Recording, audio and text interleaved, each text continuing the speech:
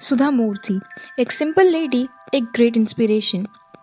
आज मैं आपको एक ऐसी लेडी की कहानी सुनाने जा रही हूँ जिनकी लाइफ स्ट्रगल, सिंप्लिसिटी और सक्सेस का ज़बरदस्त कॉम्बो है।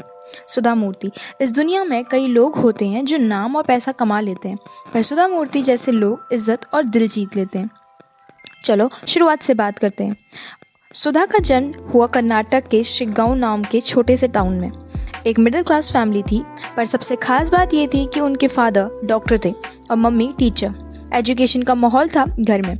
सुधा जी बचपन से ही इंटेलिजेंट थी, पढ़ाई में टॉप करती थी, पर सब कुछ आसान नहीं था। उन्होंने इंजीनियरिंग में एडमिशन लेना चाहा, पर प्रॉब्लम ये थी कि उन दिनों लड़कियों का इंजीनियरिंग में एक्सेप्ट ही नहीं करते थे। उन्होंने Tata engineering and locomotive company Telco में जॉब के लिए अप्लाई किया।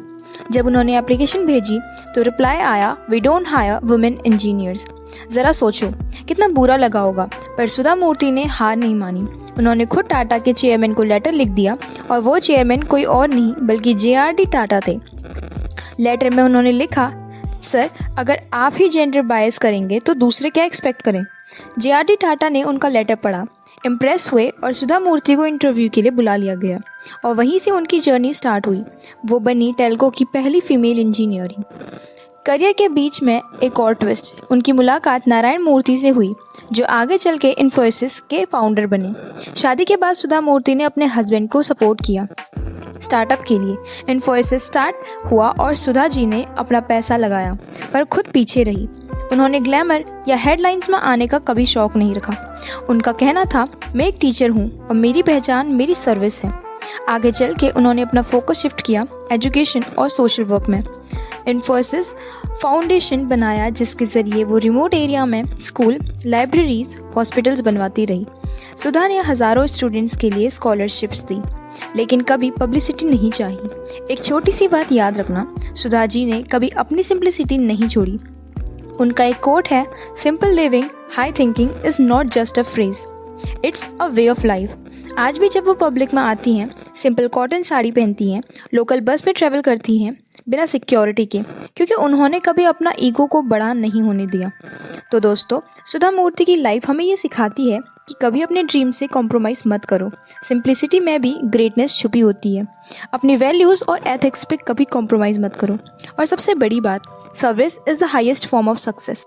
सुधा जी ना सिर्फ एक ग्रेट इंजीनियर, राइटर और टीचर हैं, बल्कि वो एक जिंदा मिसाल हैं कि एक औरत सब कुछ कर सकती है अगर उसके इरादे स्ट्रॉन्ग हो।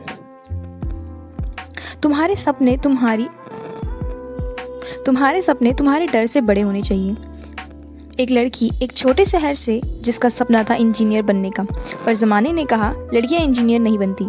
सोसाइटी ने बोला जॉब, और वो भी फैक्ट्री में, ये लड़की पागल है। पर उसने दुनिया की नहीं सुनी, अपने दिल की सुनी। जब टेल्को जैसी बड़ी कंपनी ने सिर्फ इसलिए रिजेक्ट किया क्योंकि वो लड़की थी, तो उसने लेटर लिखा कंपनी के टॉप बॉस को, मुझे चांस तो दो, टैलेंट जेंडर नहीं दिखता। और दोस्तों, वो चांस मिला। वो बनी इंडिया की पहली फीमेल इंजीनियर टेल्को में।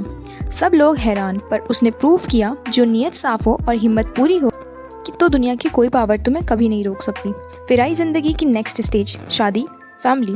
सुधा जी ने अपने हस्बैंड का सपना पूरा करने के लिए अपने करियर को साइड में रख दिया, और इन्फोसिस बनने में पहला इन्वेस्टमेंट उन्हीं ने दिया।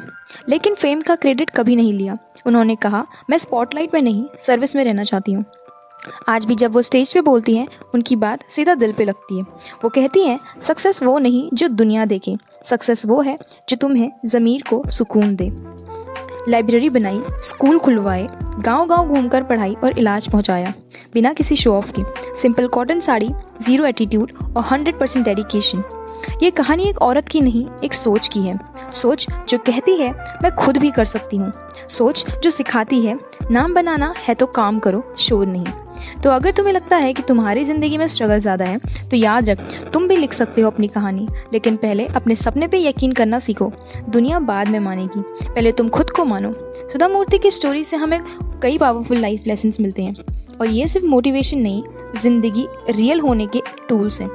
जेंडर का भी बैरियर नहीं होता, टैलेंट सबसे बड़ा प्रूफ है। उन्होंने दुनिया को दिखाया कि लड़की होने का मतलब कमज़ोर होना नहीं है। अगर आप में दम है तो दुनिया के सबसे बड़े सिस्टम भी बदल सकते हो। अपना हक मांगना गलत नहीं होता। टेल्को से जब जेंडर बायस मिला, उन्होंने चुप रहने के बजाय लेटर लिखाकर अपना हक मांगा। हमें ये सीखने को मिलता है कि कभी भी गलत के सामने चुप रहना नहीं चाहिए। Simplicity is the highest form of class. आज के शो ऑफ वाले ज़माने में वो एक इंस्पिरेशन है।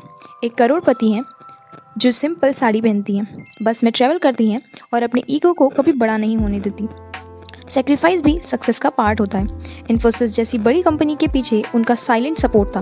उन्होंने फेम नहीं चाहा पर फाउंडेशन का मजबूत बनाया।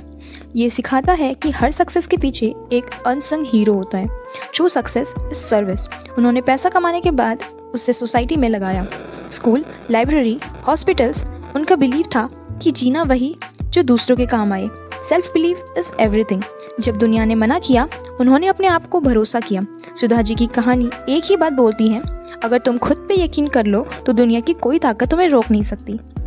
ये स्टोरी सिर्फ एक वुमेन एम्पावरमेंट की बात नहीं करती, ये ह्यूमन एम्पावरमेंट की मिसाल है कि कैसे एक इंसान अपने दम पे दुनिया बदल सकता है, चाहे वो किसी भी बैकग्राउंड से हो और किसी भी कास्ट से हो, and gender doesn't matter for it.